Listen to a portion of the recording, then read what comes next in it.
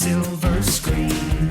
Kevin and Tom and Joe know all there is to know, from masterpieces to deep fried tacos. And if the movie sucks, you might hear them say, there's no telling where the guys will take you. Get ready for a spoiler. Won't say it twice, cause we already warned you. Better watch out, it's gonna ruin the plot. Real spoilers. Real spoilers.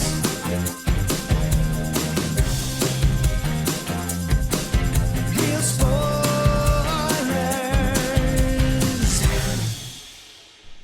Broadcasting from the lush but not lavish studios located in the basement of the O'Keefe Institute for Advanced Film Snarkitude, this is Real Spoilers, episode 795, Furiosa. A milestone. A milestone. It is a milestone. It's been a while. It is. It's been a while. No. What? We'll have to pay for it. Yeah.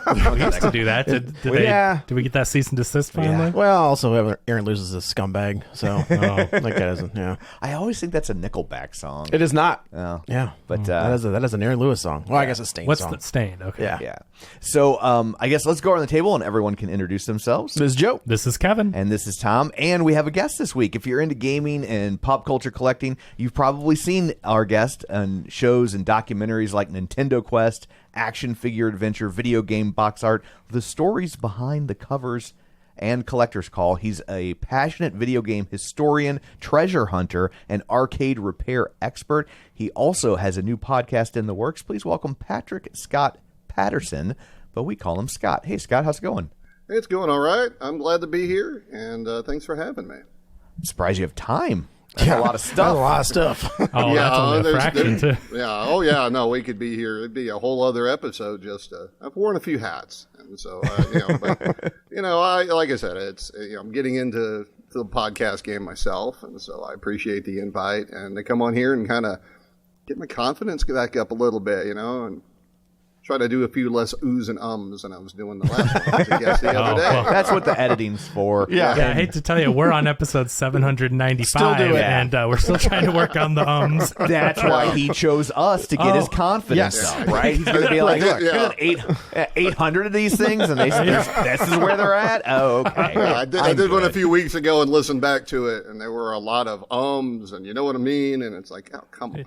I can't be doing that. Well, you just got me and Joe's number. He's I'm and together. That's exactly right. I'm sure I'm going to completely stop. I'm just cursing myself anyway, so we're okay.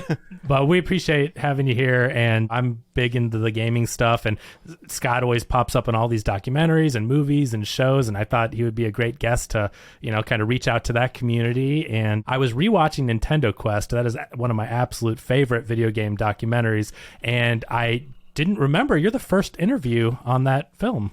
Yeah, I shot with them twice. It was a fun shoot. We shot at San Diego Comic-Con in 2013. That was right out there on the floor. And then again down here, in my town in Denton, Texas, where, Jay finally came down for part of his hunt. And I had a nice little surprise for him, and I'm glad it worked out because we were one of the last stops down here. And so at that point, it's, for those that aren't familiar with the movie, Jay is on a quest to collect every licensed Nintendo Entertainment System game without using the internet in 30 days. And so he traveled all over Canada and U.S. to do that. We were one of the last stops. So it was like kind of the challenge. I was like, well, I don't know. Because my fear was that if I don't have a game that helps complete his collection, that segment's not going to make the movie, So at least I was already, we already shot at Comic-Con, right? But it's like, okay, luckily it worked out, and I had a nice little surprise for him, and that was a fun movie. It was, it's interesting how that thing has had such tremendous legs that, it's over a decade later, and people are still watching that. And you're saying it yourself, it's one of your favorite video game documentaries, which, to me, I just think that's really cool. It's really cool to have done something that has lasted like that. Absolutely. Aren't there a couple Nintendo games that there were only like 100 copies of or something? There's copies that were recalled. The last one that not to spoil, but go watch the documentary. It's been a decade. Sure. I think but you can do a little. Well, the show is called Real Spoilers. Oh, is that why we called? Yeah, We've been doing this for a while. Now, wait a minute. That documentary is not on a reel, so technically... I mean, if that's what we're doing, we have screwed up royally. Yeah, but no, I mean, there's games that are like $30,000. There's crazy wild. games. And that's part of the fun of the documentary is like it starts off and he's checking them off the list. And, you know, he can find all the... You can burn the through them Mario pretty games easy, yeah. and you can start getting them. But towards the end, and it starts getting really stressful and you start to see Jay kind of get down and he's like, I don't know if I can do this. And you know, it's a really good documentary. It's really fun if you remember the old Nintendo games, and it totally holds up like we were saying. And the cool thing is they've got a new documentary called Nintendo 64 Quest. So he's going to try to redo the whole thing with N64. And last time I checked with you, Scott, you weren't involved yet. Is there any more word that you might get involved in that one? We chatted about that a little while back. There hasn't been any reconnection so far. So okay. You know, they know I'd like to be part of it. I think it may be a scheduling type of thing or what have you. Sure. But I've worked with the producer Rob McCollum on a few things. You know, video game box art, that was another one. I'm part of Faking Filmation, which is a fun documentary about a guy trying to get a fan-made He-Man cartoon, you know, released legally without getting shut down. And I've already shot for that, but ironically, that movie itself is in, you know, just, you know, the legalities alone, just getting that out, you know, is slowing that down a little bit. And then, of course, I was in the second season of Action Figure Adventure, which was also done by them. So there's a lot. That one, Jay, is again, he's trying to do the ultimate toy charity auction. So he's going around the toy stores and collectible shops trying to find some iconic action figures and make some deals so he can go have this successful charity auction. And I appear in there a few times as well, season 2. You can watch awesome. A lot of these on Prime Video. So if you haven't done that out there, you can do that now. Yeah, that's Well, not right now. Scott. Watch this first, then go set that. Yeah, well, Rob does great shows. I hope you're involved with the next one, but I'm excited you're involved with this show. So thanks again for joining us. Thanks for having me here. Let's get Well, started. before we dig into the film itself, some shameless plugs. Don't forget we're available on Apple Podcasts, Spotify, TuneIn, iHeart. Wherever you find a podcast, you can find us while you're there. Be sure and follow us so you never miss an episode. Maybe leave us a review. It's super helpful. It's good for our egos, which need to be larger. And you can also find us on Facebook at facebook.com/realspoilers. While you're there, like the page, join the group. It's called the League of Show Sharers because we are hoping you will share an episode. People who were kind enough to share an episode last week include librarian Cynthia, Phil Timon, Jason McLean, Travis Tewitt, Tammy Lynn Powers, Betts, Chris Valls, Chris Magic Man, Dustin from Nerds at Night Gaming. That one's fitting. Ralph Tribble, Richard Krotzer, Tom Dowdy, Julianne Jordan, Heather Sachs, Edit Photo Gamer, Binge Movies, Spoiler Piece Theater, David Rojas, In Session Film, Geek to Me Radio, Nostalgia Cast, Mike, and Oscar, The Film Bee, Ronnie Castle, Colby Mack, Minorities Report, and Matt Neglia. So thank you very much. We greatly appreciate it. Also, don't forget we have a Patreon, patreon.com/realspoilers. It's $5 a month. You get all sorts of bonus content, and we like you extra. Do you want to tell them what we're doing, or are we going to save it? Oh, for Patreon? Yeah. Oh, we can tell them. So if you want to join our Patreon, we've gotten through the Avengers. Yep. It took us longer than it took Marvel to get to the Avengers, but we finally got to it.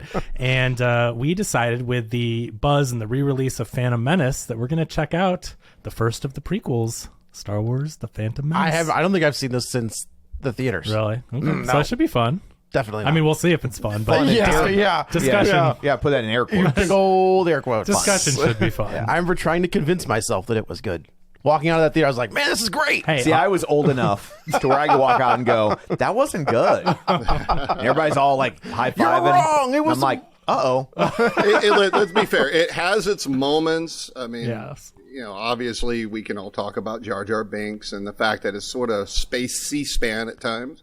But, you know, it has its moments, too. So, Yeah. I mean, Well, for sure. I mean, if nothing else, pod racing and the lightsaber And the fight, lightsaber Duel of the fight. Fates. Yeah. I mean, those two things alone over the years, when I would test a new TV or home stereo system, I would always put on those scenes because they're iconic, they're filmed well, they sound great. So, you know, we've got that to look forward to. Yeah. I'm just laughing because, like, I'm of the age when you wanted to test a new TV With a record? You'd put on, like, Time Bandits. That was. Hey, that's a great movie. I remember love Time Bandits. At the mall, they're making a new one. For Apple TV, like a remake or a sequel? I think like a remake Gross. for Apple TV. It's gonna be a Gross. show. That's terrible. But I remember at the mall there was a store called Video Concepts. Okay. And that was like the badass video stuff where you could go and look at the latest like breakthrough technologies and laser disc players. They have you know? a wall of all the TVs. Yeah, like and the they 20 had TVs lined one up. of those big screen TVs with the like, projectors in the cabinet with a projector. Yeah. You could wave your hands in front of the lights and make it. And like they were, if you got too close, you couldn't see anything. They were Or always someone turned the lights on. Right. And Like, they hold were on, I turned the always- lights on. It's like, well, okay, now I just missed like the key scene of this movie. Yeah. I just missed They that were big always- touchdown play. Thanks. They were guys. always showing Time Bandits on that thing. That's Every funny. time That's so funny. It was Time Bandits. So, and then we would get kicked out because we didn't have any money. Yeah, all right. Or Get like, out of here. You're 12. You're not going to Well, buy I any want of to this. watch Time Bandits. I Get love out. this movie. It was that and The Adventures of Baron Munchausen. That was we're like boring. we're like the two that were like the weird out there movies that I watched as a kid. Time Bandits is wild. Makes a lot of sense. Yeah, it does. No, Explains some things. a lot. And don't forget, we have a YouTube channel, youtube.com/@ampersand $. Maybe this is why No we're not spoilers. getting any new subscribers. Tom adds a bunch of It's extra not Tom's characters. fault. It's YouTube's fault. Turned it into a GeoCities page. At But- Angel Fire / But we're pretty new to the YouTube thing, so we've been doing this podcast 11 years, but our YouTube channel has, I think, 485 subscribers, or 475, so we're something like 20 subscribers away from 500, Right which there. is the next milestone we're trying to get to. So if everyone that's watching, if you could give us a subscribe on there, again, you can still listen on your podcatcher, but it does help us if you have a YouTube account, and I mean, it's Google, who doesn't, right? Yeah. And throw us a subscribe, and hopefully we'll get to 500 soon. another milestone. That'll be a real milestone. That's true. That's fair. I'll give you that one. So anyway, there's all that. Let's dig in. As I'm sitting there watching this movie, I start thinking about George Miller, and what a 79 years old. but what a very odd career, right? Like he's done all of the Mad Max movies, Happy Feet, right? That was him. Babe. Babe, Big in the City. and that's it. Oh, I think there's one more in there. There Well, might be. he's made some other movies, but the ones he's known for are the Mad Max movies, and then Happy Feet and Babe felt like, whoa. He does not really diversify. He's made some Australian guess- films. Well, that's that- very diverse. I guess Yeah. that's true. I guess Happy Feet and That's Babe are very different from Mad Max. That's the thing that shows. It's like he's a great director. There's certain things that he loves and worlds and characters he likes to It's like play Bob with. Clark, who did Porky's. A Black And Christmas. Christmas. Black Christmas. And is- A Christmas Story. Yeah. And Black Christmas. Yeah. right. So like that, but yeah, his ability to.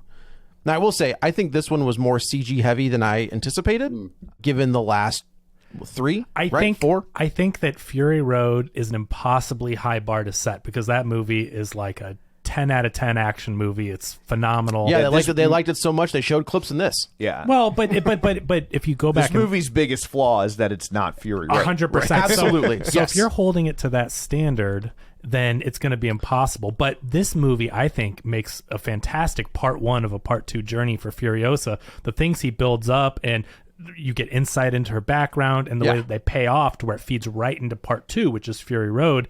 I mean, I think it's masterful. And again, its only crime is not being Fury Road. Right. The stunts are incredible. I think it looks incredible. I don't think it looks as good as Fury Road. It does not. I think they were forced with COVID that changed things. And, Oh, you know, sure. I think they were maybe forced to film a little differently, but I think they still, also didn't want to take 10 years to make the next one. you can't, Right? you know, Like- right. And so Right. they were forced to do certain things, and there's certain things that like you just can't put Chris Hemsworth in a rig going 90 miles an hour with flamethrowers thrown at it. I mean, you just can't, right? But Right. George Miller still has a way to stylize things in a way to where it's like, oh, it's not that it looks like bad CG. It looks like his stylized Mad Max action. I don't know, that scene of him in like the rig at towards the end when they're trying to get out of Gastown does not look good.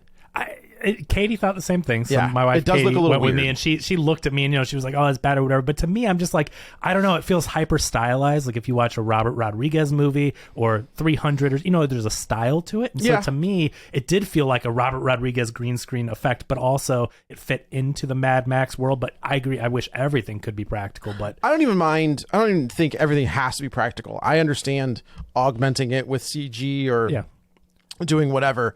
But there are certain things with CG that they just haven't figured out yet. Sure. Right?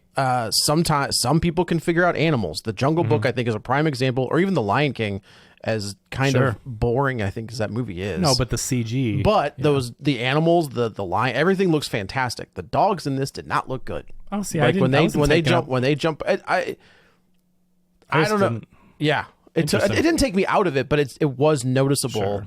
When they jump out of the car, it's like, well, those aren't Well, real. I mean, especially with animals. That's and, true. In these And I think dangerous situations, I gotta you tell just you, can't use real I think we're going to animals. see that more and more. I think they're probably going to get away from using real animals altogether. It's dangerous. Yeah, like Planet of the Apes was like that. Can you believe it? Yeah, Kevin Durant. Like, it's good for him. But so did Scott? I'm curious. Did you grow up with the Mad Max movies? What is your history, or do you have any love for this series?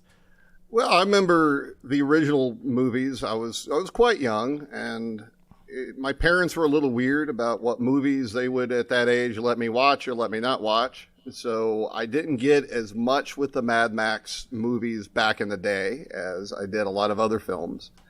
But when I got older and watched them, I very much appreciated them and what they were trying to do. And I think it's fascinating that it's come back, in the modern day, because I want to say maybe the original ones were a little high concept, maybe for the era they came out in, which is why, while they had popularity, I think that, some people maybe didn't quite get it. And nowadays, There was people are a little nothing more- like those movies when they came out. Totally. Like Oh, yeah. that, So like, even if you go back and they don't seem as good as the hype, you have to like look up what else came out that year. Right. And then you'll be Right. like, oh. Very, very Exactly. different, and arguably a little ahead of the curve. And For sure. So while we all have a little bit of fatigue with movie franchises that are getting reboots or remakes or modern versions of it, I think maybe this is the right time for this. And I think too, it was there's a good gap of time between Fury Road and this as well, which is I think helpful. Or at least I would hope it'd be helpful as far as the studio and the box office would go.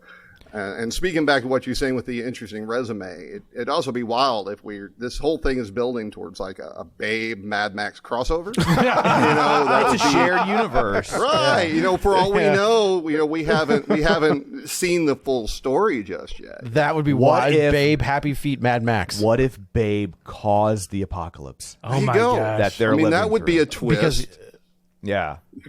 Because they radioactive ate him, and he Right. had a disease. Yeah. right? They all got swine flu. The swine Oh flu. my That's gosh. what it is. But it is fun to think he almost directed the Justice League. Yeah. Like there was a whole. He was the Army he Hammer was- Batman. Justice League, right? Yes. Yeah. Where that and there's concept art. I think there some. Speaking of eating things you shouldn't. That's Oh, also true. yeah. That's exactly right. Wow. Or admitting to it. Maybe just man, what a dummy. But I mean, But a George Miller Justice League. That's could what have I'm been saying. really cool. Like with I his think that action. could still work. I think if for they sure. were to bring him in, now. Well, I mean, you better do that quick. That's true. But again, the guy's 79 though, and when we talk about, I mean, sure, they couldn't film everything practical, but they still filmed a lot of things practical in this Yeah. movie. And this guy, I mean, we're talking about at 79, and then we have a guy like Jim Cameron who's I think almost 70. He's a little bit younger. Yeah. And look at them doing these action movies that are doing it like no one else. These guys have been doing it for 50 years. True. And they continue to understand action, and Well, it's they like keep pushing. I think But there, that if you look close, you can see the age thing taking its toll. Because there was the one scene where Furiosa had her blinker on for the 10 whole minutes. time, Oh, yeah. just like time. and you're in the open road. Where are you going to go? Like, what are we doing? The road just goes back and forth. That's all it does. It's like Lawrence of Arabia. Watch everybody run to the right. Watch everybody run to the left. Even the trees walked in those movies. Well, and I wonder if the more of a reliance of CG in this one may also have been studio based.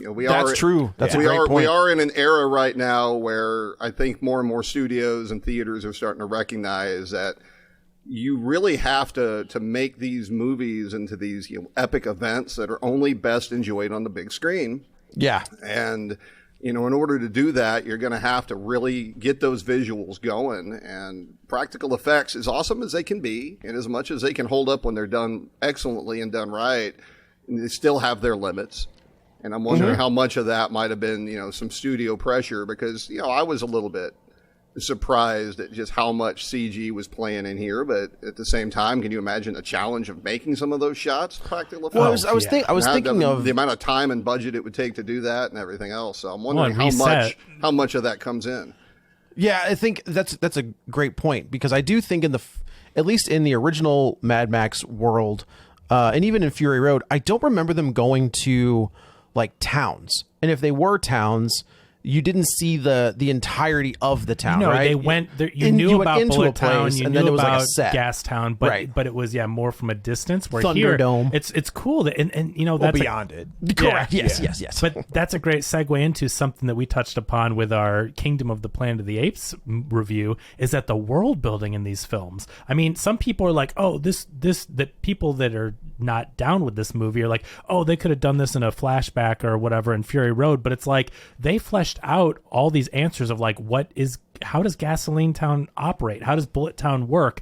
You know, where did... Well, I didn't really answer those questions because... Well, no, I mean, we see it. I'm just saying, like, we got, like, sure, we've seen them before, but we've never been into them. Yes, that's true. I think That's for true. world building, that's interesting, and to see where Furiosa came from, the green place that they're trying to get to in Fury Road, it's like, oh, she came from there. We get to see it. We get to see the mothers, you know, when they were still living in that area. The Citadel, you mean?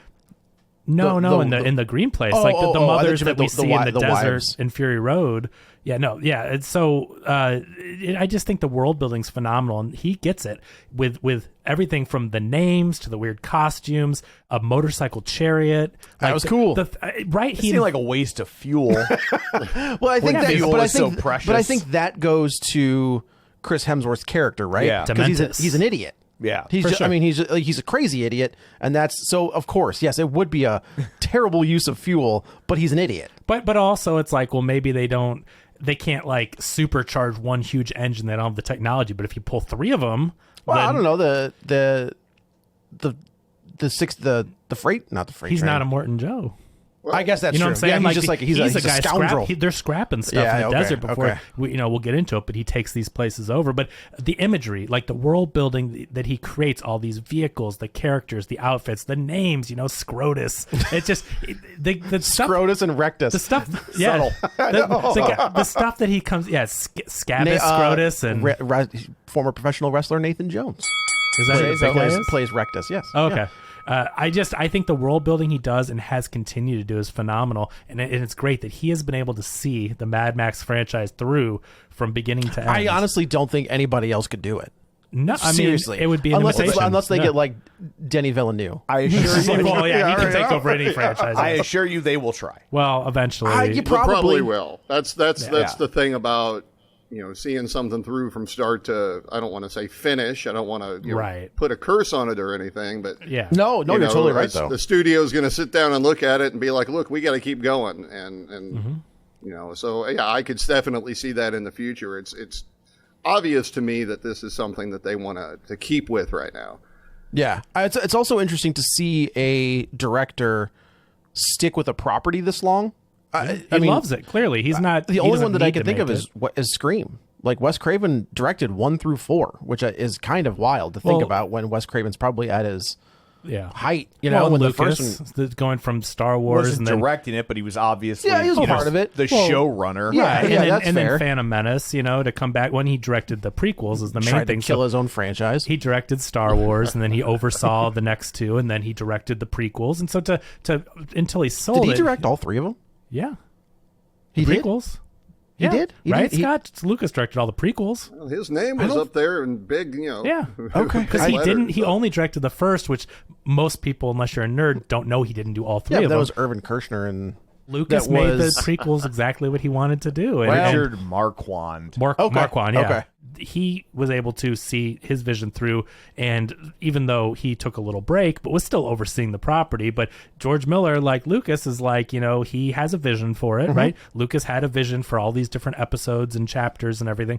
And Unlike Lucas's vision, this is a very good vision. his does not continue once the movie is over. Yes. Like he leaves it alone. Right. Yes. Well, and you So- got to think these guys, they create these iconic franchises, and then they have this time to think about what they would have liked to have done originally. Yes. But the technology and the film techniques and all that didn't really exist then that exists now. And that's got to plant a seed that's got to start kind of burning after a while, and you got to go back and revisit it. How many of these concepts are we seeing that maybe they would have liked to have done in the originals, but it just wasn't practical to do it back then. And that's now a great you point. have all this amazing technology and editing techniques and stuff that just didn't exist. They were like unfathomable back then. And now it's like, oh shoot, now I can do this. I can make this vision, and they work that into their project. I think that's hopefully one of the reasons that we start seeing a lot of different continuations and reboots. I know it's not always the fact, but it's nice for me to think that this could be kind of living out a dream that they had for, in some cases, years or even decades. Yeah. I really hope George Miller is going to get the opportunity to make more of these movies, not just because of his age, because hopefully he'll be still with us for a long time, but the movie was projected originally to make around $50 million over the 4-day Memorial Day weekend, and now it's looking at more like $35 million for 4 days. That's a problem. But it's not. I want to say it is not a reflection of the quality of this film. Moviegoers have changed, and I hate seeing it online where it's all this gloom and doom and a self-fulfilling prophecy. Now people thinking about seeing it are like, "Oh, this didn't make any money. It must be bad." But the fact is, people are not going to theaters. That's exactly it. Right. And so it's like, you can't compare. They say, "Oh, this might be the lowest Memorial Day weekend box office in 40 years." In 40 years, but 40 years ago there wasn't Netflix. You know what I'm saying? It's also, 10 years ago, there wasn't Max and Paramount Plus. The other thing is, 10 years ago, 5 years ago, there wasn't a global pandemic that changed everything. It just changed viewing This is patterns. Disney Plus. But it's not. But that's exactly it. They made, not they, but like they, being the studios, made us. Not us, because we're going to the theaters. They anyway. They train people to not go to the theaters. If I didn't do the show, I would hardly ever. Right. Go to the movies. It's I don't know. That's maybe. Yeah. You're seeing a lot of this in all forms of entertainment. I've heard people say this about some of the top cable shows, and they're like, "Oh, well, these cable shows must not be, or network television as well. Well, they must not be as good because they're not drawing the kind of ratings that they were drawing 10 years ago, or the kind of ratings that." What used to be commonplace, and it's like, well, but there's more alternatives now. It doesn't speak. It's almost tragic, and I understand. I'm a father of 2. I got a family of 4 over here. Going to the movies is not cheap. Right. It's not the cheap experience that it used to be. No. Which is why I would hope that a movie like this would have performed up to expectations, because this is the type of movie I think theaters need right now. Sort of an event, again, a big audio and visual thing that no matter how awesome your home setup is, you're not going to be able to fully replicate it at home like you would in the theater. And but we live in a society now that, let's be honest, kind of follows more than they lead. And so they see the article and that's their reaction. Well, it must not be very good. I'm not going to go see it. I'll wait till it comes out on streaming.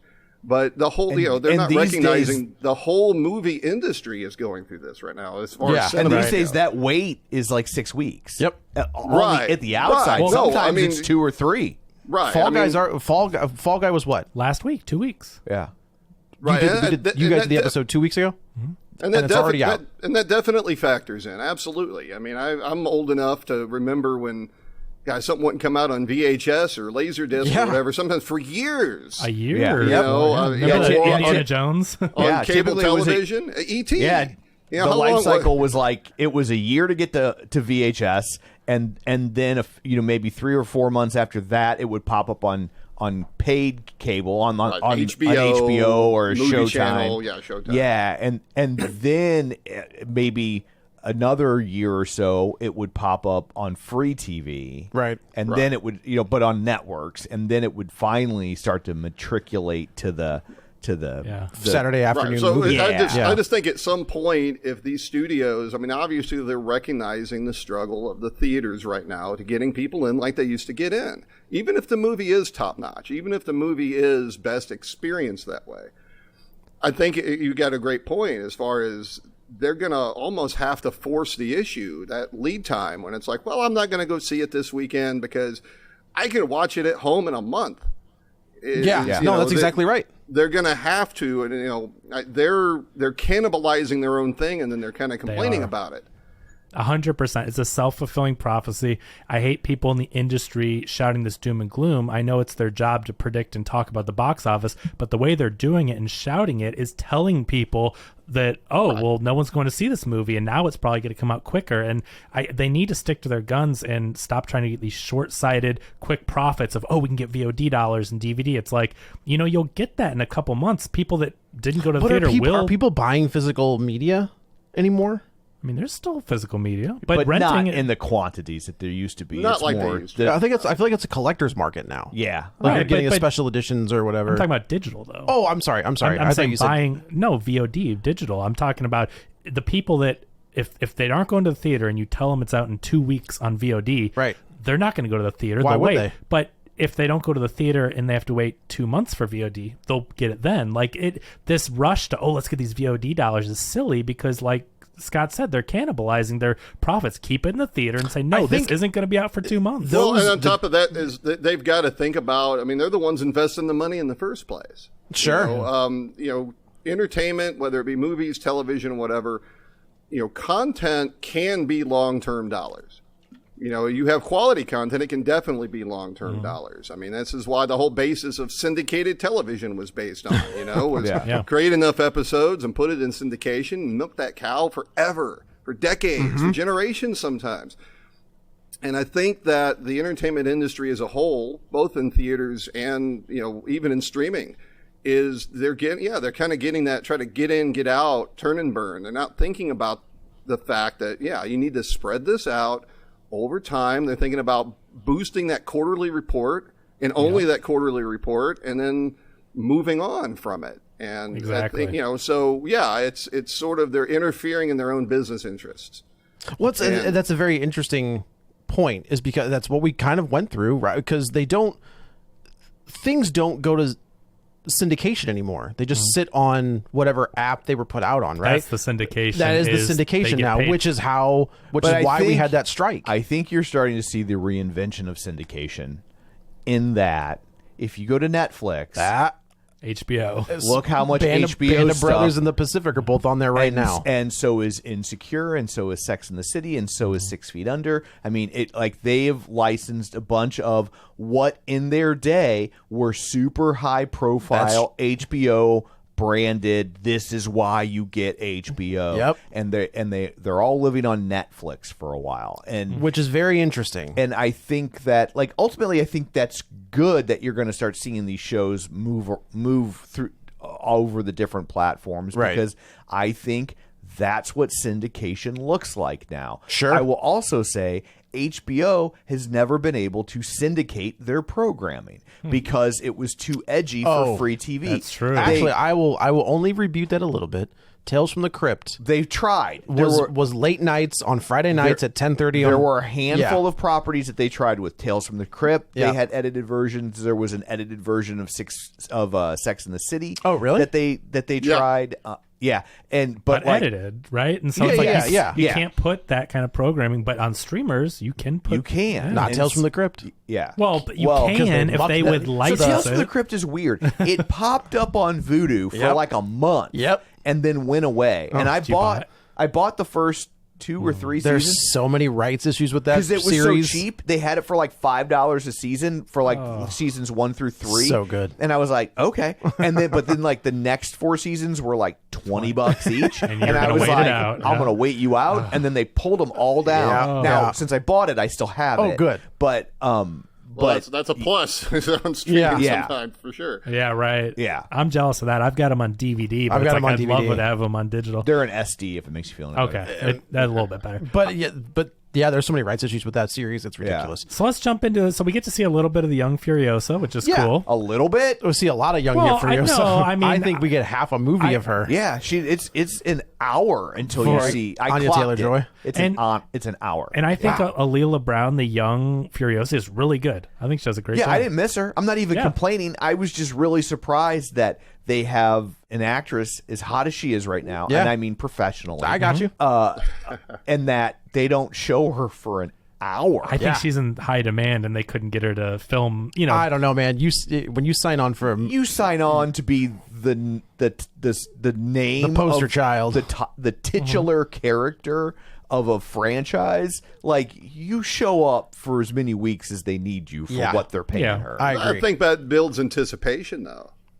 That is also true. People are like, okay, well, I can't wait to see her, and then why give it right away? Guess what? You're gonna wait. Yeah, but I think it's good though. I don't think that's a I like bug at all. I like seeing other parts of the. I think for the most part, we're the first hour always is good. I'm it's not really even good, complaining. I was surprised. Also, it's like not putting Superman on the costume until the last 10 minutes of the movie. But That's dumb. But this is the world building that I talk about, though. It's cool to see it. This is what, like, I think they said it was like 35 years after the fall, something like that. What is interesting is there's no time. I can't figure out a timeline they don't for put this. a date on it or anything. Well, not even that, because Mad Max is in this movie. Well, no, but this butts right up to Fury Road. No. That there's a scene with a guy. Yeah. But the timeline, this butts right up to Fury Road.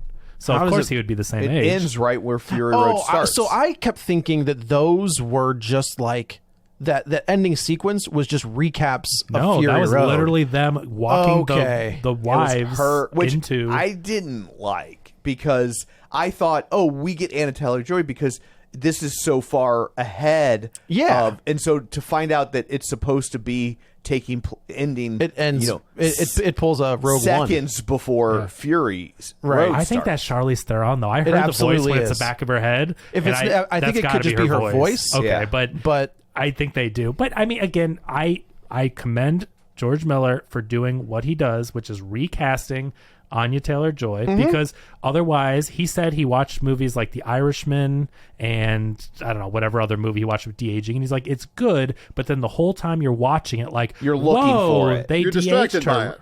It becomes a distraction, and so he did the old school Hollywood thing of cast a younger actress, that would be that age now, because I mean, not that Charlize is old, but still 10 or 15 years of de-aging or whatever. Well, I mean, if we're saying that that Furiosa is 25, and I mean, and she's Charlize Theron is what, 40? Yeah, I mean, if not a little bit older. Either way, you're going to, and it's not a knock to her. It's no, age. Charlize Theron is beautiful. Oh, yeah. But you're going to either look at her and go, wow, they're having her play a 25-year-old, or you're going to say, oh, wow, look at all the de-aging. She's 48. Oh, okay. Isn't that amazing? Yeah. But you're going to be looking, but then say, oh, the de-aging is so you very can weird. explain it with this is why you need sunscreen. Right, exactly. Now, if there was a movie to where, They need to go to SPF Town. Yeah. So I commend him. He said the reason he did it, as much as he loves Charlize, and she did an incredible job, is he said, you know what, I didn't want to mess with the de-aging and have it distract from the movie. Anya Taylor-Joy is a great up-and-coming star. I think she did great in this role, even though we're not there yet. But it would be cheaper. Yeah. Also true. So I think it's fascinating, too, by the way, that, I'd read she doesn't even have a driver's license, or at least didn't at the time that filming began. It's like, who signs on to a Mad Max movie without a driving license? I mean, that's... it's Australia. They don't need licenses down there. They just kind of, do their own thing. But, I will say, part of him being 79, if you go back and watch old movies, they would just recast people all the time. Yeah. All the time. And you're just like... There's a different Inspector Clouseau. Yeah, there's a different Inspector Clouseau. Suck it. That's what I'm saying. Right. I'm sick of the de-aging stuff, because as good as it can be, most of the time it's distracting. We said the same thing on The Irishman. This was years ago. Just recast them. Well, I think if the de-aging, I think, is fine if you're doing a flashback in movie, right. But a whole like movie, the Marvel stuff. Yeah. That makes sense. Seeing them younger in that one and little that's clip already got this CGI sheen to Yes. it. For a Marvel, that it feels okay. It feels different. It does. plays different. But in something like The Irishman, which is this gritty, realistic, real world based thing, it's bad. And then you get that, and then it was really bad on top of it. Well, and people are going to overanalyze it. They're going to sit there and look through every clip, going, "Okay, well, this," and you don't want that as a movie maker. You don't want that. And we're also very familiar with what Robert De Niro actually looked like at that age, right? Like it's not like they took a character actor and made him look 30 years younger. And you're like, maybe I remember him on an episode of Will and Grace. I don't know. And it's like, like we all are very, very familiar. He has done multiple iconic roles at that age. Right. And so, and even Indiana Jones, it was good, but you could still tell it wasn't real, even though it was really good. And I think if it was not Harrison Ford, not someone we're very familiar with, I think we could totally be tricked by it. Yeah. Right? You can't put A-list stars. If you make the villain of the movie who's like a well-established character actor, but you age him, but you de-age him for the opening scene of the movie, I don't think you'd think anything of it. No, I totally agree. And I just want to say that none of this is a knock on Charlize. No. I think she's phenomenal. She's awesome. And I don't think Anya Taylor-Joy is as good as Charlize in this role. I liked her, but this has nothing to do with her being better, but it's just... Charlize Theron has an edge. Yes. There's an edge to her portrayal that her, like, anytime... I rewatched it last night, and I'm like, she is so badass. She has, like, I don't know if it's because she played Eileen Wuornos or what, but she definitely has, like, a harder edge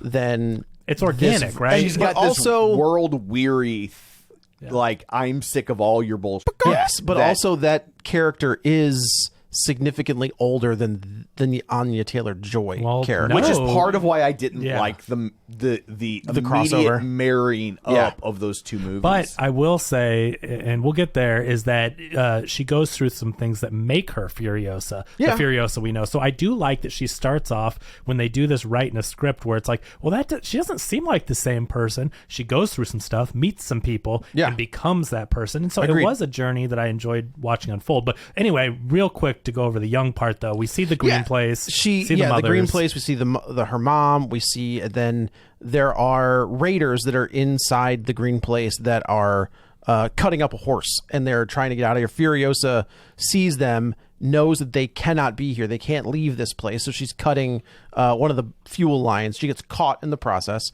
And then she has like this dog whistle that they kidnap her. Badass scene where we see the mothers and what they can do, and it's awesome. It's interesting to see how big of a gap there is between like these chase. You think in a chase sequence you typically see the chaser and the chasee, and they're not that far apart. Where in this one, they're always what looks like hundreds of miles apart from each other. I'm being sarcastic, but there's a huge distance. Well, so they're on the runway from Fast and Furious 6. I don't know. That makes sense. Yeah, that would be hundreds of miles. Yeah, right. They would love that. Yeah. But it's cool because you see. Oh wait, Charlize Theron's in those movies. Yeah, see, she's kind of everybody's in those movies at this point. Everybody, that's fair. That's fair. I was in 2 of them. Yeah, Scott's probably in those movies. Jeez.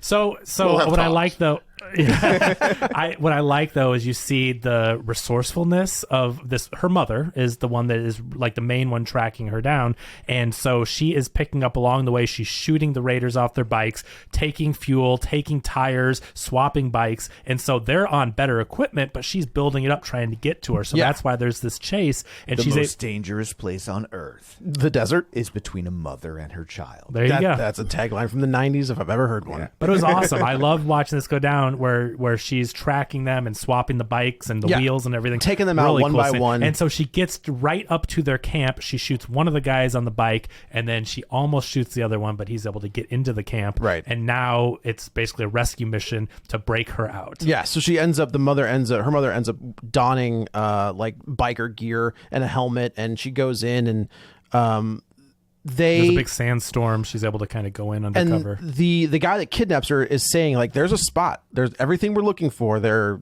It's here."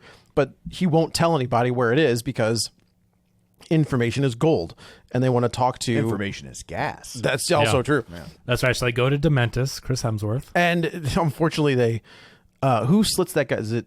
Oh, Furiosa slits that guy's throat. Well, yeah, she is. And I thought when they hung this dude upside down, I was like, this movie is going to get wild. Yeah. Like they're going to bleed this guy out. But Furiosa will not talk. She doesn't say anything. Hemsworth, I don't think he gets the credit he probably should. Absolutely. because he is fantastic. I think he's a really good actor. I think anyone that is in these Marvel movies that maybe didn't have as huge of a career, like Robert Downey Jr., we know he can act outside of Marvel, and but Chris Hemsworth is so much more than Thor, and we've seen him in movies like Rush. Yeah, we've seen him in Extraction. Yeah, we've seen him do different action roles, drama roles, and he's really good. And these villains, I've heard some reviews where people are like, "Oh, he's a little bit ridiculous." He is hamtastic, but it fits. But they're like, he's not Jack Sparrow. Yes, but they're like, no, but I don't think it's as bad as whatever not Jack Sparrow was in the other movie we talked about. Yeah, the one Peter that Pan? that Jason think- Momoa did in Fast and Furious. Well, I think part of that, though, is, typecasting is a real thing. It still is. Yeah. And, Sure. Chris Hemsworth is kind of typecast. So I think some of the reaction to that sort of thing, because I was very excited when I saw that, he was cast in this film in that kind of role, is I think they're looking at it and I think they're basing it on what they already know him as or think of him as, instead of, looking at the idea that, yes, he can be very varied. He can be very different. He can play all these different types of roles. And I'm with you. He's outstanding, but he's kind of been pigeonholed into one type of expectation, one type of role. I agree. And I think that I would hope he would take on or be offered more opportunities to show his range, because I think that it would, everybody would benefit. Obviously, he would benefit career-wise. Not that he's doing bad, I'm sure, but I think that he would have so many more iconic roles. But, Hollywood kind of gets in this idea of, well, this is the type of role that he's good at, and this is the kind of things we're going to offer him. And I was glad that he accepted this one to at least get a chance to maybe break out a little bit and show other things he can do. Yeah. Well, I think it's why I did not pursue an acting career. It's when you're the buff pretty boy. Oh yeah, it's tough. I understand. That's all you're gonna do, and I just felt boring. Yeah. you gotta. Yeah, you don't want to just do the same thing. Yeah. I will say about Hemsworth, I don't think he's gonna take a lot more roles. I mean, he he's has got enough money to. Well, not even that, but he said he's got that pre-diagnosis of whatever that brain issue is, and he's like, I'd much rather spend that I time. didn't know he had a health thing. He's got something going. Yeah, well, like it affects his memory.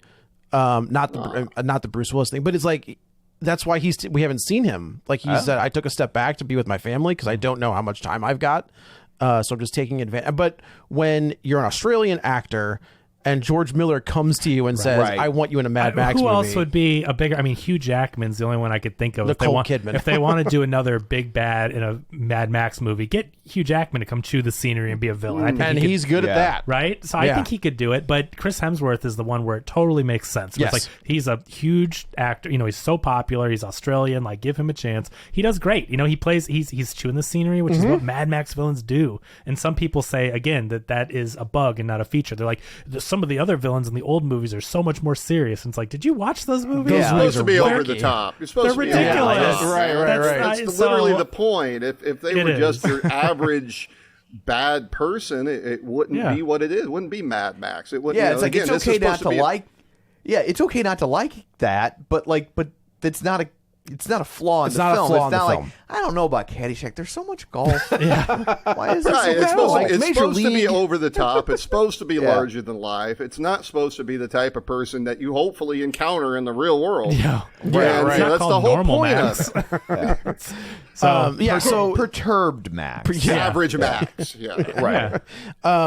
He lets Furiosa kind of be she's safe. pampered and safe, and that is not the case. So Furiosa ends up meeting like the soothsayer. Well, he's like, get your rest, and in the morning I'll take you back home, which clearly we know as adults that they're going to follow her to the place. So, correct. But before that, mom breaks her out. And then mom ends up getting caught. Yeah. And butchered. Yeah, I mean, she holds her own. She holds them off. She tells Furiosa to escape. She's picking them off one by one. I do like that scene where she's in the cave, the cavern, and just like picking them. Like they run in and she shoots them, and loading up the cavern of bodies. But in the end, it's like they get her, and then Furiosa goes against her mom's wishes. And I know, like, Katie, did that thing where it's like, oh, come on, she told you to leave, but it's like, if you're a little kid, right, and your mom, you hear her screaming and you hear gunshots. And you also, Furiosa at this point is also very capable of handling some things on her own. Like she's got some skills already. For sure. But she sees her mom strung up and there's someone like torturing her. I don't know. I think it was whatever his name is. Chris Hemsworth. I think Well, that's... no, there's some guy, the Oh. Octoboss or something. Some guy is up doing something with knives and trying to get information out of her. And then Dementis walks up to her and he's like, hey, just tell us where it is and we'll stop. And she won't talk. And It's a they're very like, sinister scene because he kind of grabs Furiosa by the face. He's like, no, don't look away. Like, Yep. you're going to watch what happens. He's very, very sinister. So Furiosa, the mother dies. Furiosa is basically taken hostage. She meets this soothsayer who has all of this information, and she starts doing a tattoo on her arm of the star map, a star map basically that she can follow to get back to the green is what they call it. Fast forward, this is when they go to see Immortan Joe. Well, so yeah, essentially what happens is Dementor wants control and power, and he goes to the Citadel. Oh no, he goes to Gastown. He takes Gastown. Not before he goes to the Citadel. He Is that goes right? to the Citadel. Oh, you're right. And You're says, right. Here's my biker army, and he talks to the war boys. We see the war. It's the same thing from Fury Road. Yep. We see all the war boys, and he says, "Hey, I will free you from this, this terror, whatever." He doesn't know who's in charge, but he's like, "Come join me. Look at all my army and everything." And then We kill them all. and then the war, whoever it was, the guy up in the tower, not Immortan Joe, I don't think, but whoever gets on there is like, "Okay, so these are the war boys." Joe. It was his little guy with the nose thing. Yeah, so he's like. accountant. Yeah, He's like, pick a war boy, and so it was kind of funny That's when a his good line. general It was was like like, that looking that guy. The guy steps at me. No, the guy next to him. But he comes out and he sprays his paint or whatever that he huffs and gets crazy. Gets his two boomstick things, and he slides down and just takes out like a bunch of these Well, he motorcycles. kamikazes himself. Yeah, and then they're like, we've got all these guys that are willing to do the exact same thing. So are you going to try us? And then this huge war breaks out where they're just dive bombing them all with the same sticks from the first one that are like explosive Yeah, like- spears. yeah, that's exactly And they're it. all jumping off and taking out the motorcycles. There's cranes coming down and picking up their motorcycles while they're on them. It's just pure It's chaos. wild. But here's the other thing. In the hands of someone who's not George Miller, a chaotic scene like this would be a bunch of close-ups and Right. Yes. quick cuts. Imitation This movie, Paul Greengrass. yeah. Yeah, you're not wrong at all. In this movie, you see it all going down, like on a battlefield, like a Saving Private Ryan action sequence where it's like it's all there. You can see it happening, and it's so tightly choreographed. Someone, who was it? Was it Steven Soderbergh who said what? something? Someone is like, Any more to go on. I think it was Soderbergh, and he said like, I've been doing this for 40 years, and I don't know how this guy does it. Like, this is my job, and I don't know how I could never do anything like what George Miller has orchestrated, because he has a mind to see see these action sequences and Well, I think choreograph that's them in a way. I've said that a billion times. Is A billion, really? On this show, many? probably. That makes sense. Ever since the you had Bourne a nickel. Identity, yeah, right. Ever since the Bourne Identity, people have stopped doing like full action set pieces. It's always that close up, quick cut. So when you do see someone pull back and just get the whole scope of everything, it is super impressive. It is. Well, Gareth Edwards is a good. Yeah. I think that kind of goes into something I touched on a little earlier there too. You have someone who's been around, that's that old school influence with the modern technology, the modern, opportunities and the modern techniques that exist out there. And, nobody's probably even teaching that sort of thing. Not that you probably could teach it back in the day, but, nowadays, people are taught this is how you put something like this together, and they kind of paint by numbers. And here you have a combination of old school filmmaking with modern technology. And that's why you get things like that stand out so differently. And studios are not giving filmmakers who aren't George Miller the money to make movies like That's this. true. Even if the young guys want to, they're unproven. No way. And a young guy comes in and makes a $200 million movie and it makes $30 million. Right. Like, that's on them. They're not going to risk it. But with George Miller and with Fury Road particularly, he proved that he is the guy to got make the movies clout. like this. At if some point, they're they're going to have to, though. Well, if they make these I think type of those, movies I think those anymore young is guys the are going to have to step problem, yeah. up. That's They're gonna the have thing. to. Yeah. Those- But yeah. but who's making? They're not giving them the chance. And with budgets as high as they are and box office as low as it is, I'm worried we're not going to see movies like this getting made because they do. I and do think, though. I think we're going to see a switch in that. I have to believe budgets that have to go down. They have to go down for movies to exist. It just There's no this Brad Pitt thing where he's making that $300 million. what the fuck racing movie for a racing movie It's crazy. that nobody's going to see. Nobody's going to see that. I mean, it looks like an Oscar bait movie that will get awards, but to Apple's giving it, isn't it 3? It's not 4, is it? It's some crazy hundreds it's crazy. for a racing movie, and it's like, why? Why do you have to do that? Yeah, there has to be a switch. Because at that point, yeah, you're counting on that being, a $1 billion+ movie. That movie has to make double with marketing and splitting the box office. A $300 million movie has to make 600, 700 million to break even. That's not going to happen. And it's an Apple movie, which means they'll give it a week in theaters for awards, and then it will just be streaming. Well, it'll be on one it'll be on one screen in L.A. I mean, it'll probably do a wide release, but the point is, though, then it goes to streaming, and then Apple's going to go, we lost so much money, because how do you quantify we made $300 million back from this movie? It's interesting when you talk about the studio, like Paramount, Warner Brothers, Columbia, right? Like, those are old school studios who have been doing this forever. Now you've got Netflix and Apple who haven't. They're figuring it out. And still, they're playing with mom and dad's money, and they're just like, yeah, man, Brad Pitt, give him $300 million. I was listening to a podcast the other day. I can't remember what it was. I think it might have been Neil Brennan on. He's on so good. Mark Maron. Yeah. If you've never Neil seen Brennan is amazing. If you've never seen Three Mics on Netflix, I cannot recommend listen it to his highly podcast enough. too. Blocks. It's funny. amazing. But he was talking to an actor, and he talked about would you make a movie if Bill Gates hired you to make a movie just for him? Is it worth doing? And he was like, we have that. It's called Apple TV. he's like, we're making these shows and we're getting tons of money, and like nobody watches them. They don't get taught. I mean, with the exception of Ted Lasso, like none of them seem to get like talked about in the zeitgeist. Severance a little bit. Right. It's in and out. It is. A lot of this content now doesn't resonate, and you got to look at it. It's like, okay, is 10 years, 20 years from now, anyone going to be talking about some of that stuff? Well, the Netflix stuff, especially those action movies. I mean, what the ones with Chris Evans and Chris Pine, these random Ryan Reynolds and The Rock, whatever. I really wonder what nostalgia will look like in 20 years. That's a great point. I think part of it, because though, what will you be nostalgic for? Well, I think part of it, though, too, is we've talked about this. I think part of nostalgia, especially when it comes to movies, isn't just the movie itself. It's the event, of, hey, you get up, you go out, maybe you have a nice meal, you go to the theater, you're taking time out to go do this one thing. And if you really love that movie, then you're nostalgic for the theater you saw it in. And I'll do you one and seeing it with a crowd, and it's way different than ordering Uber Eats and sitting on your couch and clicking a button, because you don't have to work for it, you don't have to schedule it. You don't have to do any of that, and you probably scroll on your phone about 2/3 of the time. Sometimes that's anyway. a big problem too. Well, and so you're not going to remember. There's no nostalgic ties to that experience at the end. Well, and people aren't nostalgic for Star Wars because of seeing Star Wars. They're nostalgic for Star Wars because they had the toys, and then their friends had the toys, and their friends would come over, and they'd blow them up with firecrackers, or they'd make their own Super 8 versions of Star Wars with the characters. These things would become pop culture. These things would become, something that society talked about and had in common.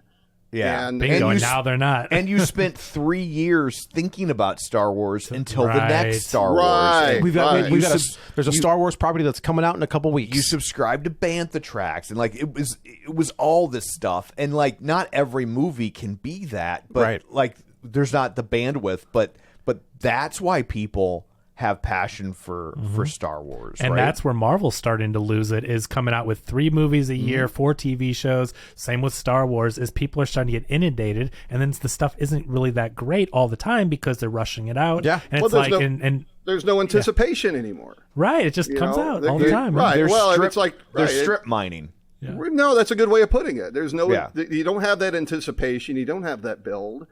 And I think that's true of anything. I think, I remember as a kid, every few weeks, getting excited because that new Nintendo Power magazine was coming in the mail. But now you're hit with that information in real time constantly every single day. So there's no anticipation to it anymore. You don't have that excitement. And you would collect those magazines, right? Yeah, you would collect those things because you're like, well, what if in a year I forgot about this and I want to look it up, and like now it's like, well, I would just go to Wikipedia. Right. But now it's the same thing, It's like okay, the movie comes out. I guess you have a little anticipation as far as wanting to see. I mean, even trailers had anticipation back then. Yeah. Now the trailer just drops on the internet at some random time. Whole movie. Yeah. And there's that too. There's definitely a way that they cut them, but Yep. You know, sometimes you wanted to see a trailer for a specific movie. You couldn't see it unless you were in a theater watching another movie. That's why I went to what was attached to Phantom Menace. It was something. Oh no, I was the Phantom Menace. The Matrix. What No, was? I think Phantom Menace was attached attached to to- Meet Joe Black. Okay, I that's- thought it was like Happy Gilmore or The Water Boy or something like that. But at But least you used one to of go them to a was. movie just for the trailer. Right, you think I wanna might do watch that Meet Joe sometimes. Black? No. Yeah. Sure Right, That didn't. ending is the weirdest ending When he gets of hit by the all car? time. And sometimes, so cute. and sometimes you didn't even know that trailer was going to be. You're there watching another movie, and then this trailer starts, and you're like, "Oh, could this be? Oh my god!" Could it be? I think Marvel has the ability to do that right now with the X-Men. It was Meet Joe Black. Yeah. Yeah. Where you kind of that they've Hang on. It was Meet Joe Black and the Water Boy. Look at you, Hey, Scott. look Well at done. you. Yeah. You can. I think they could. What Scott is saying, just trickle a little information out there. Hey, we've got a writer for that. Like, okay, we're moving towards something. Well, I think they're realizing that because Iger has said we're pulling back. We're going to give Yeah. less movies. So we'll see how that ends up. But to get through this movie, really cool action sequence. Jump ahead. He figures, okay, we can't get into the Citadel. We're going to take Gastown. They orchestrate one of this like tanker runs. He realizes like the clay in the ground, you can mix it and Makes make it yourself looks like a war boy. look like a war boy. So his guys are dressed like that. They head towards Gastown. The Gastown guy's like, yeah, we're not buying this. And then he goes, make it look real. yeah, to make it look real, and then he starts having some of his bad guys attack the other guys that look Yeah. like war boys. The Gastown guys are like, all right, let him in. They get in. Long story short, they take over Gastown. I think we don't see it, but he takes They over turned it Bullet into a Town. Buc-ee's. Yeah, right. Bathrooms were immaculate. Amazing. The little bears, the Just named mascot. to Amaka Joe. Maca Joe. But so they take the head of Gastown. They bring him back to. Well, they send a message to Morton Joe, and he's got like a picture of the painting that this guy was working on in his finger. He's like, all right, bring him in. And we find out this guy is Morton Joe's brother. The Gastown guy Yeah. was, well, you can kind of tell. He looked like he Yeah. got the white hair. But I do That's like this. hurtful. I do like this kind of trap where Hemsworth, again, jacked to the gills. Oh, yeah. Has got like this spike, and he's like, it's a tension. It's all, and he's holding it back, and he's like, If you attack me, this is I'm going gonna in let it go. your brother's head. And then And he's also like, you can't kill me because I've got my nipples rigged up to a bomb detonation device. and they just rip it off, and he's like, no! And then he lets the thing go and kills the guy. it's anyway, such a weird, funny it is moment. I thought it was a very funny, like strange moment. But essentially, it's like, if you don't let us go, Gastown will explode, and it's the only refinery left. You won't Right. have any of your war vehicles. You won't have any transportation. And if you've never seen a Mad Max movie, it's crazy to be listening to this podcast. But it works because the main things is like the Citadel has clean water, Gastown has the guzzling that And they call it, Bullet Town has the bullets. which is what I'm like. George Miller doesn't waste any time. His naming conventions are great. You don't have to know anything about the world. I But do wonder what they're eating, but go on. It is produce, but I don't know where they're getting it from. yeah. That is true. So, and then mother's milk is one of the big ones. Right. So, and you see in Fury Road, you've got these mothers just pumping, and they're like really well taken care of, and they're just constantly pumping milk, and they used to trade. So the system doesn't work. If you remove one of them, then you remove either food or water or ammunition to have these wars and seize control. So anyway, he takes over Gastown. He takes over Bullet Town. When we're at the Citadel, he says, okay, fine, you can have Gastown. We're going to increase your food by blah, blah, blah. Only a third. He But wants I a double. want her because the Furiosa's there, and she's got, she's wearing like this white. She's very young, and I think Morton Joe realizes She's not mutated. A lot of them have she's got these- like she's totally healthy. She's healthy, and I think Morton Joe realizes that she would fit with the She's healthy and untainted. correct. She would fit with the other women. Yeah. To give They him a want to child. taint her. They do want to. They taint want her. her that's- taint. That's the thing, is that it's like Morton Joe wants to procreate and have healthy kids, and like a lot of his kids are mutated. That's Yeah. where you get the Rexus and Scrotus. Scrotus and Erectus. Yeah, I mean, they're Nathan Jones and the guy that played the young striker from Mikey- Days of Future Past. It's Mikey Day as Butthead in SNL. He looks just like him. It's hilarious. But that's the guy that played the young striker in Days of Future Past. okay, gotcha. Yeah. And so the thing is, if you're wondering, well, I saw Fury Road, and he didn't have two kids. They only had the big guy. Scrotus is the villain from the Mad Max video game. So he was is able, that right? He was able to tie in the 2015 video game. And if he's not in Fury Road, but he's in the video game, you can do the math. Why he's not in Fury Road, but he's the villain of the game. So I didn't realize that. the universe does all tie together. And I know some people were like, well, wait a minute. he doesn't have 2 kids. I just didn't even like that. If you're gonna bitch about the fact that there's 2, it's like, who cares? But they're saying like we don't see what happens to him, and he's not in the next movie. It's like, well, it does tie in. Go play this video game from 2005, which is 2015. It's a good game too. Is it really? Yeah, it's a really cool game. So Furiosa goes to where all the women are, and Nathan Jones, who is Rectus, I think, not okay. No, like very rapey, very wants literally to take is what he wants to do. Yes. Yeah. So they all have chastity belts that Immortan Joe locks him up, and he takes her to the workshop, undoes the chastity belt. Correct. But she ends up fending for herself, right? Yeah, she gets away. She gets away. Oh, she cuts her hair. And he pulls off the wig with the hair, and then she gets away. But she doesn't get away. She kind of hides herself to join. Would you say out of the frying pan into the fire? That's exactly it. So she blends in with the people that are working in the Citadel. And they pick her because she's small and she can jump on things, and she's not, she ends There's up... a truck that's going to fall, one of their war trucks, and they're like, boy, you're little, you go up there. She rehooks it, comes down. They're like, you are now the whatever this position is. Right. And she flash forward, we're in with the mechanics. Now it's Anya Taylor-Joy. Correct. And she has been... They're building this massive rig to go from point A to point B quickly. And they're trying to build the thing from Fury Road. They are. This is an early version of the war rig. Yes. Since she is working on this rig, she has chained a motorcycle and supplies to the bottom of this rig, and which I think is a great reveal because they don't show you what she's doing other than like taking a leak under the car. And so they think she's a small mute boy. Yes. And so, she's trying to hide that in the ways that you would have to do that. He's like, it's just taking a piss. Taking why a are you having to hide this? But she's trying to be a stowaway, and on this next run, she's going to take the supplies, take the bike and get out of there. That unfortunately goes to because they're attacked by Dementus's. But I guess this isn't his army, because they say that people have started to dissent against him because Gastown is going to hell. Well, we definitely see that when they go to Gastown. Yes. Furiosa is under the rig. Somebody ends up falling under the rig and knocking all of her stuff loose. Oh, I'm sorry. So these are Octobos's guys. So Octobos got pissed when Dementus killed his guys. The guys that were dressed as war boys were not really cool with the plan, but it's like, okay, do what Dementus says. Dementus ends up murdering them, and then Octobos scoots. He doesn't, and now they've got their own little side army trying to take control. So they attack the rig. It's an amazing action killer sequence. It's insane. The cinematography, like from the profile shot of them driving the desert. Guys are up on balloons, parachutes, hang gliders. They're attaching these hooks in a way. It's so creative the way that they're attacking this rig, and all this is done practically with, I'm sure, some enhancements. But this is the stuff that just makes you go, this is what you go to the theater for. Yeah. It's brilliant. And so we just see them attacking. Furiosa ends up basically, a guy gets pushed under the rig. Yeah. There's a bomb under there. He ends up dying, and then Furiosa has to step up and start fending him off. Correct. And then we see Solid Snake from the Metal Gear Solid series. The only thing I could think of, this guy's in The Crown. I don't watch that. Apparently he's popular in that. Jack. He plays Jack in this movie. He is Tom Burke, Praetorian Jack.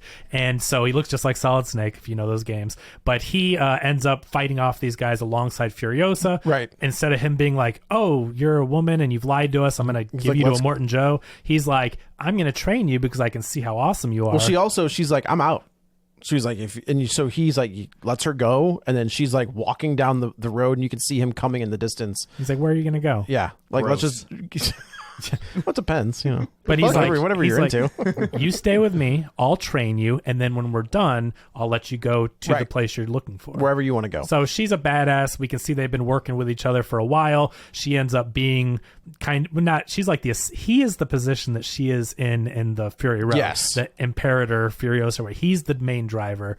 And so she is his assistant. They go on a run to Gastown, right? And this is where it goes to crap. It does. They go in there and the place is rebelling. They end up taking... It is an interesting moment where even Chris Hemsworth, Dementor, he's like... is Dementus, like, hey, look, I'm going to show you how to get out of here. Like, he's not even... he could just let them die inside Gastown, but he's like, get out. We need to get you out of here. Yeah, he needs them if he's ever going to regain control of this at all. He needs their supplies and everything. So it's a great action sequence again. With them all attacking he the wants to truck. set up a parlay, basically, with Immortan Joe, and then they realize this is all a setup. Like, this is... so they bring in the guy from Bullet Town, and they're like, look, he's coming. Like, so they set up basically it's a cat and mouse game at this point, where Hemsworth and his crew are making it look like they're coming. They want right? to lure them out of the Citadel so they yeah. can take over the Citadel. Right. So they pretend like they're going to Bullet Town, and they veer. Once Chris Hemsworth starts charging at them, they then turn and go to Gas Town or something like that. They lure him. It's cat and mouse is what they're doing. And then we end up getting to Gas Town. They're ambushed. They go to Bullet Town and find out that Bullet Town has been also taken over. Yes. The main guy, the driver of the truck, Jack, does the same thing that Furiosa's mother does, where he's basically sacrifices himself to get her out of here. Fly, you fool! Right, it's a good. I like it. But she does what she did before. And this is at Bullet Town. Yeah, she turns around and they go back, and they end up getting out together. But she's basically like, no, I'm not going to leave him. Right. So she goes back, and there's this awesome action sequence where they've got flamethrowers, and she's like blocking it. You've seen this in the trailers and the stills where they're shooting flamethrowers at the gate, and she's standing behind them, and she's shooting through the gate. Jack is in the war rig, and Bullet Town has this like spiral that goes to the center, and he is plowing through people, plowing through towers. Chris Hemsworth is up on one of the towers. Meanwhile, she is covering him and sniping at the guys, sniping at Chris Hemsworth, and then he ends up taking down a tower. And the whole place is just getting completely destroyed. Yes. Chris Hemsworth ends up getting rescued. She ends up he shoots a rocket launcher at her. Yeah. She's kind of blown up and buried in the sand. He gets in this like monster truck and starts chasing her down. Well, her and Jack get in like this other rig that they have they've set up. They make it sound like that it's for speed purposes. Yeah. But it's not. It's so that they have supplies and 2 more bikes that they can use. So they're taking off. So they escape, but he hunts them down in this. Correct. Which I believe from watching Fury Road, that is what Immortan Joe's in. He's in the big monster car with monster truck wheels. Oh, is he? So I think they took that or rebuilt it. I'm guessing from Could be. Dementis. So now it's a chase where he's trying to track them down. They catch them. Long story and short. Furiosa's arm, this is where we figure out. Initially I thought, since she's putting the tattoo on her arm, that somebody's going to see it and she's going to cut her own arm off to get rid of the tattoo, like, so that, because that's the whole point of this whole thing, is Furiosa is refusing to give any information as to like where this place is. Well, and they don't know that that's her for the rest of the movie as she's grown up. Right. But she doesn't want them to get to the green place. So they capture. But she ends up getting her arm stuck in like when they're chased, her arm gets like which is pretty wrenched. gnarly. It's pinched between the monster truck and the car. But they catch them. They pull Jack. We never actually see him die, but they've got him walking. They're pulling him around the desert. I know, but I'm just saying, if some they miracle wanted to bring him back. We don't see him dead, but they're dragging him around the desert handcuffed. And then Furiosa, they have her strung up watching all this. There's a dirt storm or whatever. Cut back to where she was strung up by her arm. Her arm is just the arm. She's cut it off. She's escaped on motorcycle, and now she ends up getting taken by cannibals, I assume. And when she wakes up, she's saved by Max. She's in the desert. This is the cameo. But Max doesn't do anything. He brought her to these people. I don't think so. Well, I think they. So what I think that cameo of Max is just that he's there, right? Because it's just him leaning up against a car. Didn't it look like he saw her and he was gonna? I thought, and then she wakes up with the cannibals. Yeah, I thought he maybe they were dropped gonna her eat off. them. She was gonna. Those people were gonna eat her. Okay, but I just thought that he brought her to wherever. Oh, I didn't think that. Okay, well, I thought it was just like one of those moments, like it could be just a you cute see moment. You see a Wayne Tech satellite. I hear. I just thought he saw her in the desert, and then she woke up not in the desert. But anyway, she's picked up. She escapes from these gross. Yeah, her people. arm is like covered in maggots. And they're like scraping them off. I'm guessing to eat them. It's nasty, gross. I think you can use maggots to prevent infection. You can. That is true. I think they were actually saving her with those. I think that's what they were. Hopefully that doesn't come up. Yeah. So she goes back to the Citadel and says, "Look, we got to take him out like now." And then she ends up crafting the arm, the arm that she has in Fury Road. She's in that cave Iron Man was in. Used his that's tools right. That's to right. recraft the arm. She's in the Middle East crafting. We get our first Mad Max needle drop. No, it wouldn't be our first because we saw Tina Max Turner. Is she in there? And Beyond Thunderdome. Oh yeah, Thunderdome, right, yeah. right. I was right. like needle drop. Like you, I see. you I did see. the She's song. literally We right. don't need another hero. Like that's from Mad Max. What is it? That's another one. Like just bring her. I guess you can't bring her back, but that's you could, not gonna the happen. de-aging technology Yeah. definitely isn't that good. It is interesting that Mel Gibson hasn't come back. Well, he was insisting that all the bad guys be Jews. Oh, I knew it. I knew it. He's set up for that one. Set up You for that can't one. bring. He's doing his he's too own old. thing. Oh, yeah, you he's just he's doing his own thing. Warner already. Brothers is like, direct to VOD films. That's his own thing. Yeah. Warner Brothers is not going. Hey George, He's we're done giving you so 100. many- Mel Gibson's done so many direct to VOD films. I thought for a minute he had aphasia. Oh no. Jeez. So That's good. So now Furiosa has built her She arm up basically like you says said. we're going to go after him, and he is defeated at this point, but he's mine. Yeah. And she jumps in like this garbage. I like it when people tell people like Immortan Joe, Yeah. hey, if we find him, he's mine. It's like, who are you? Do you see this guy with his crazy? I'm like, it's a fun movie thing, but it's like, seriously, like, you're my driver. Right, Like, right. What are you talking about? So the Immortan Joe's army ends up fighting. There's fights everywhere. It's the 40-day war. Yeah, 40-day desert war. I think. Wasteland War. Wasteland Sorry. War. Yeah.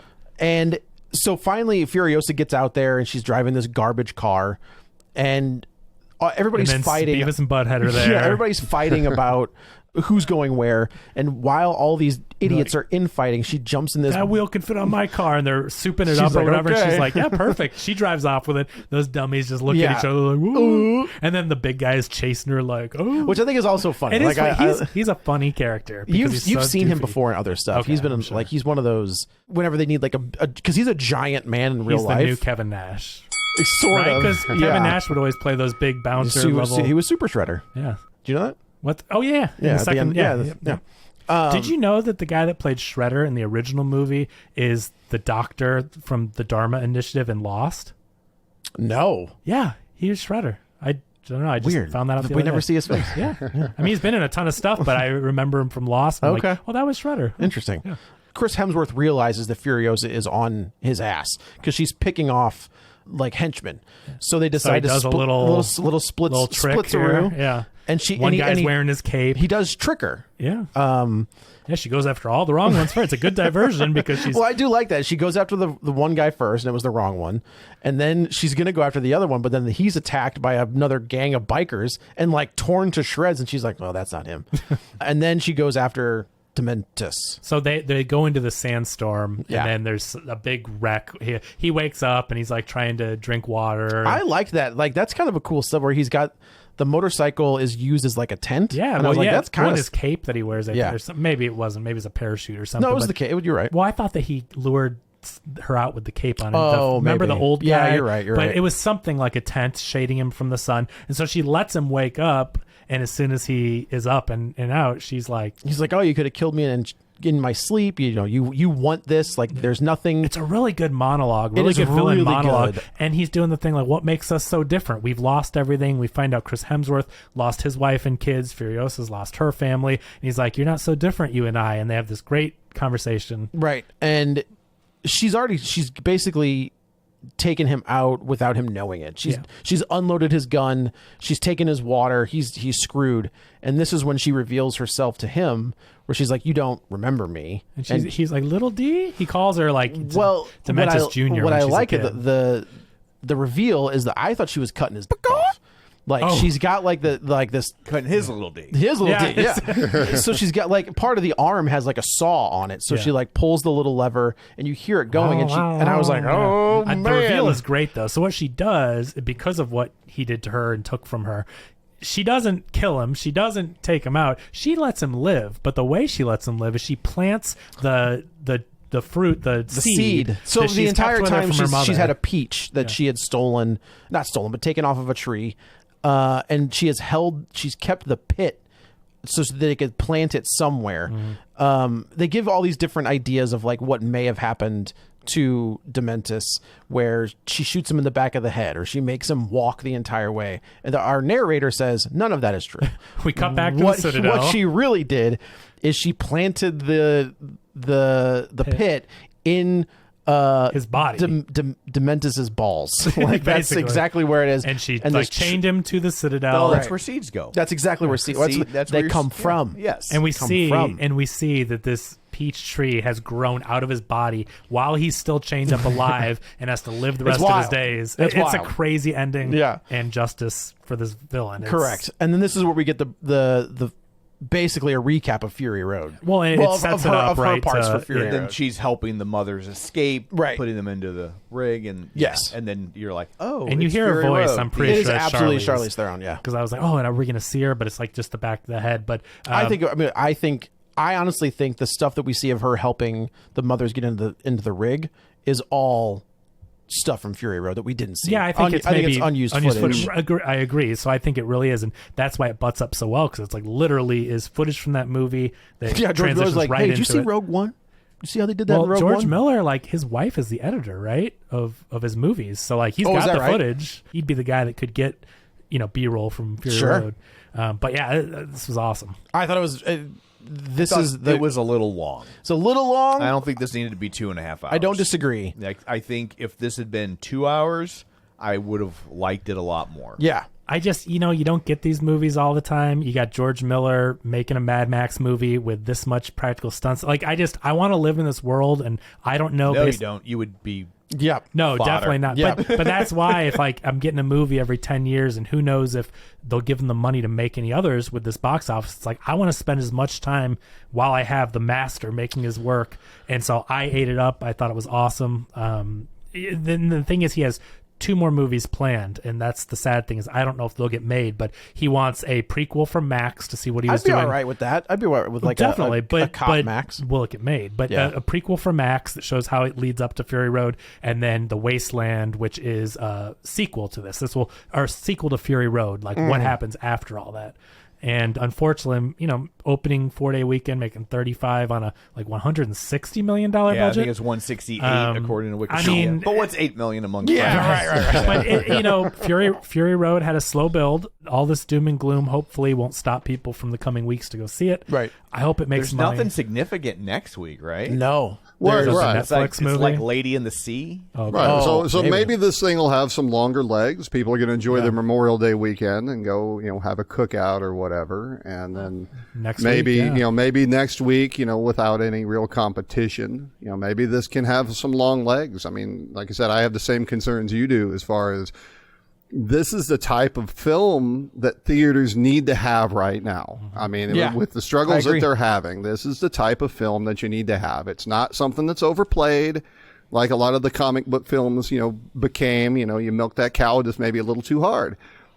But it's still that big visual event that I don't care how awesome your TV is at home and sound system is at home, it's just not the same. But that's the same concern. It's like, he's got a couple more, in the bullpen warming up.